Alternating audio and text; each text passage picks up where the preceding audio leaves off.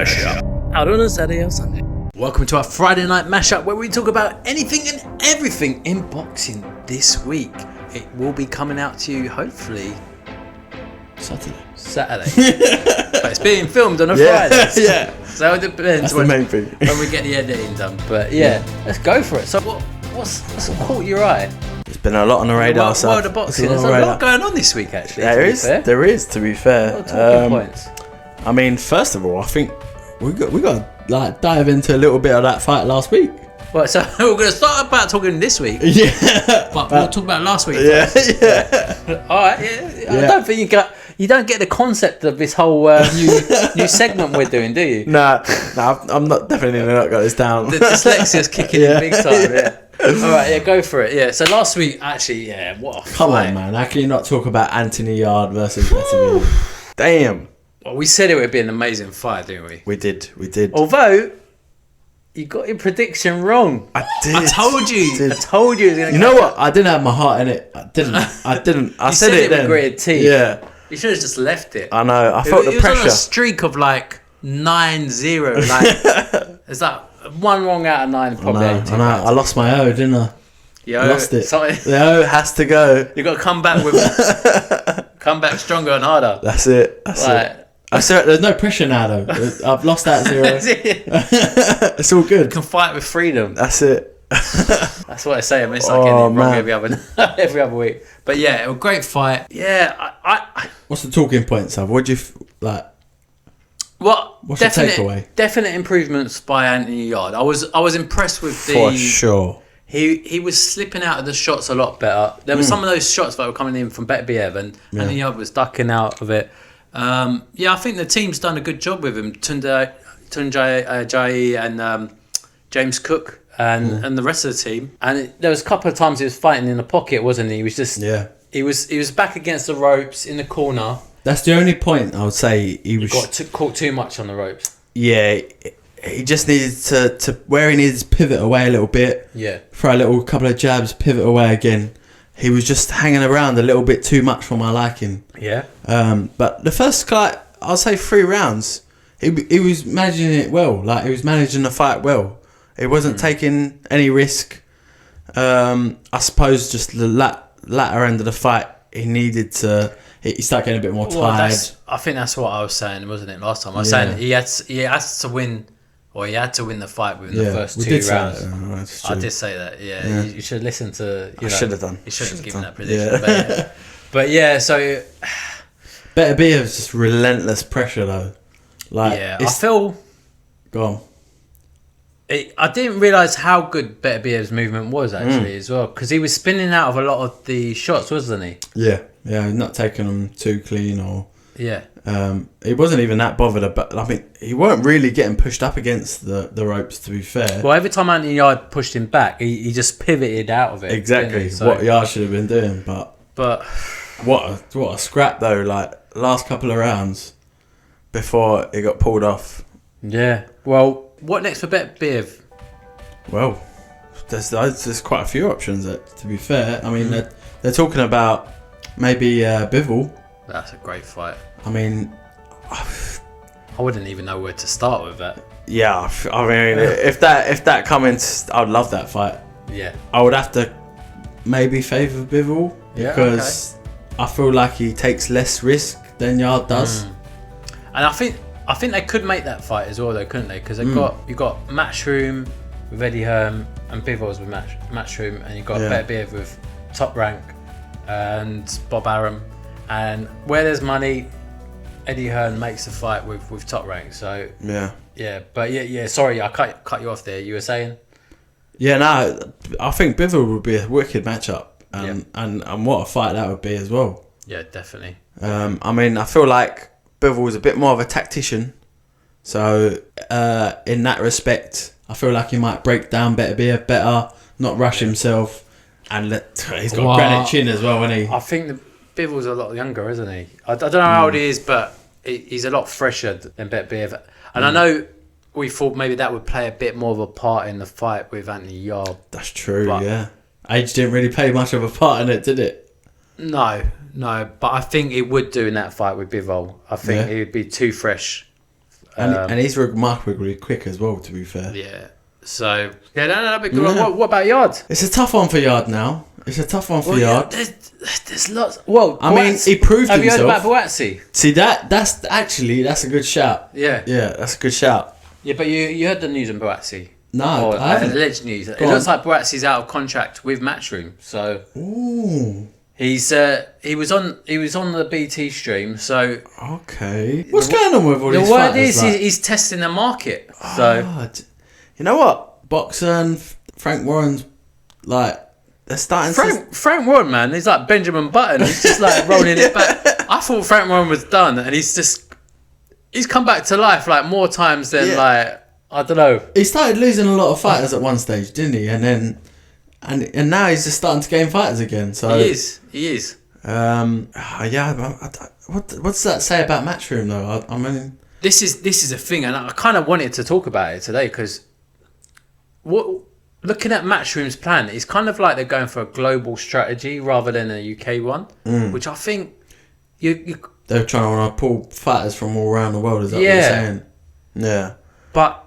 It looks like they're proper trying to branch into the US market for sure. Yeah, there's more money there, I guess, in some ways. But then you neglect your core basis, the UK fans. I mean, we've got the fight this weekend with Baumgartner and Serrano. Yeah. And we should be more hyped about it because they're good fighters. Yeah. But I'm thinking, where's the British fighters on that card? Maybe they have. I don't know, I haven't been as interested in the card this week. No disrespect to the ladies fighting because they're great fighters, but you almost feel like there's got to be I've not felt the hype either, to be fair. Nah.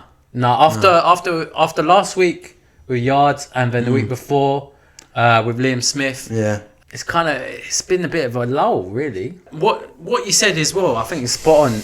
Matchroom have kind of just tailed off a little bit. They're tailed off. They're not really investing in those UK fighters. It's kind of like almost like they spent too much money, I think, on Canelo and... Do you reckon Hearns maybe alienated some of their lower end fighters? No, I'm not no disrespect to the fighters. Right? I mean, in terms of like buying power, like sort of. Yeah, I think so, yeah. And because obviously boxers come in with a big wad of money. And I think that is going to get tailed back now by the sounds of it. Because there was that leaked video of Ben Shalom and Billy Joe Saunders where he's have you seen it? Heard it? No? What leaked video is this? Well, it's a recording. Yeah. Where Billy Joe Saunders was recording it and he was talking to Ben Shalom. Basically, it looked like they were trying to sort out a fight and they were talking about money, and then Ben Shalom said something about Sky sort of screwed him over in a way. Yeah, so which is not great getting that on tape. So yeah. What I feel like is now Sky's probably saying, look, you need to deliver more value for money, even though I think he's doing a good enough job. I think so. I think they want deeper cards. Yeah. That's generally the problem at the moment with Sky and with Frank Warren's cards. They don't generally have much depth in the undercard today.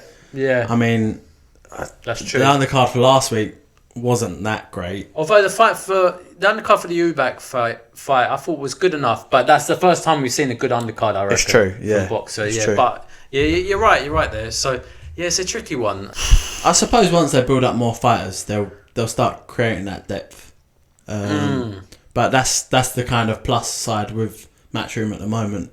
They usually produce quite a good card all round. Yeah, that's true. That's true. Regardless of the main fight. So. Yeah, that's true. Although I think now that they've lost a couple of those lower end fighters, so to speak, we'll see what happens. See it start tailing off a bit. Yeah. But Buatsi, I'll be interested to see what happens with him, where he goes. He needs to step it up as well. We want to see him in big fights. He's had a bit of a low and all. He fought Spider, didn't he, in the O2? Yeah. Feels like a bit of an eternity ago, doesn't it? Exactly, and he's got this thing where I think he gets injured, keeps getting injured, but yeah, and he needs to raise his profile, to be fair. Yeah. Anyway, enough on that. What else? He got Okolie as well. Oh yeah. It's like he's gone through a bad breakup, you know. He's he's jumped off the deep end, didn't he? He's just got rid of everyone and anyone around him. It's like, you know, when you have that bad breakup, and you're just like, I'm just gonna shave my head or something. But he's literally just shedded everything. Like, it's true. He's got rid of his promoter. He's split with Shane McGuigan. Yeah, who's he training with now? Allegedly it's Sugar Hill. So yeah, which is a good matchup still. Yeah, I'll take that. And he's going to get probably good quality sparring with Tyson Fury as well. So that'll aid him in that game. But yeah, interesting to see that, because I thought he'd done well with Shane McGuigan. Yeah, I actually think he's done a good job with him. Yeah. So I don't know whether they had another little falling out as well, or who knows. And there was a little subtle reference from Shane McGuigan saying, like, he's not sure about some of the people hanging around Okolie at the moment. Is it? It looks like Okolie is getting some sort of advice from someone. Someone's whispering in his ear a little bit. Yeah. Yeah, so I don't know. Is it going to be too much change too soon for him? I mean, we say it, but there's been a lot of change in boxing lately. I mean, look at Joshua. Like, he changed trainers about 3 times between 3 fights. Like, I mean, whether that's doing him well or not, I don't know. Well, it'll be interesting to see. I think he's got that mandatory fight that he's got to get through. So, what else is there? Anything else going on this week? Well, speaking of Joshua, looks like the fight is definitely on. Oh, yeah. So, basically, Jermaine Franklin fought Dillian Whyte. It was a close fight. A lot of people said Jermaine Franklin won. We said Dillian Whyte edged there. Yeah, we say, Yeah. So, and now they've made the fight as close as being done as possible with Anthony Joshua. Yeah. Good fight? I don't think it's a great matchup in terms of Joshua.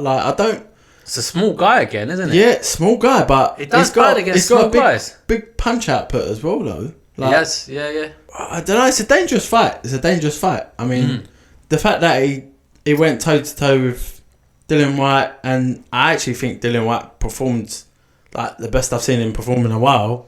Yeah, I don't think he fought as bad as people made out. Yeah, I did see some improvements from Dillian Whyte in that fight. So he could cause some problems.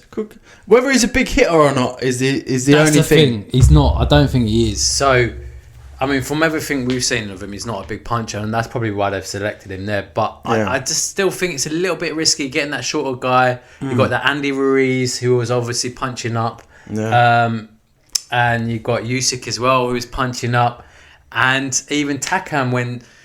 Yeah, he did struggle a little bit with that as well, and Joseph Parker as well. So he doesn't really do well against smaller guys. So we said it before, we thought Zhang would have been a perfect matchup. Yeah, I think that would have been a great one. But he signed to fight Joyce. Yeah, and that's brave on Zhang's behalf, to be fair. To go against the Juggernaut. But yeah, that's going to be a great fight. There's going to be like thudding punches. I can see it now. They're just going to be bashing each other to pieces, aren't they? Yeah, it's going to be mad because Zhang's got a hard punch. Whose chin's going to be better? That's all it is. Yeah. Well, I think I know who my money's on. Joyce all the way, but it'll be a great fight while it lasts. Yeah, for sure. I think we've discussed quite a bit today, Sav. Yeah, not too bad. Yeah. Nice. Yeah. It's a nice little chat we've had, isn't it? Yeah, covered a lot. Yeah. I still feel like we're missing a few bits, but Kell Brook. Ooh. We talk about that. Yeah, it's a difficult one, isn't it? So yeah, for those of you that don't know, Kell Brook got caught allegedly sniffing something he shouldn't have been sniffing. It highlights the pitfalls of boxing, doesn't it? So we were saying about Kell Brook fighting potentially Liam Spiff, weren't we? Yeah, it's a shame, really. I mean, not that it means the end for him, because a lot of fighters come back from doing things like that, but it's not a great look either way, is it, Sav? I mean, no. I think one of the other channels, was it Boxing King? Is it Boxing King Media? I want to put a video out of Kell Brook a little while back when he was talking about retirement and how he was struggling with it, and you could see he was really struggling with it. So it's one of the things where mental health is coming into play a little bit. Yeah, and boxing needs to do more to protect its own. That's the one thing when it's kind of you retire. Then what next? It's true, because that's a big void. I mean, you got to think about you're going training every day. You're eating right every day. when you stop doing those things, that's you've got a group of people around you generally when you're all the time pushing you, the whole team around and you, then suddenly to stop. Yeah, it's like you're kind of like divorcing your family in a way, isn't it? Yeah, so it's a tough one. I think he needs to get back to being around boxing. Yeah, even if it's regardless of whatever he's doing. Exactly. It could be presenting something. Yeah, because he talks quite well. He talks well. Yeah, so it could be doing a bit of presenting. Yeah, the boxing community, it needs to come together for when people retire. So yeah, for sure, Sav. Anyway, I think that's covered a lot. Yeah, should we call it there? Yeah, I think we'll call it there. All right. Yeah. Anyway, thanks for watching. Yeah. Hit that like button, subscribe. Hi to all those new subscribers. So you've been watching Friday Mashups. Yeah. Well, we'll work on a name. Yeah. Well, you know, it's almost there. Yeah. The Friday Mashup. Yeah, maybe on Saturday. Anyway. Cool. Bye. Peace.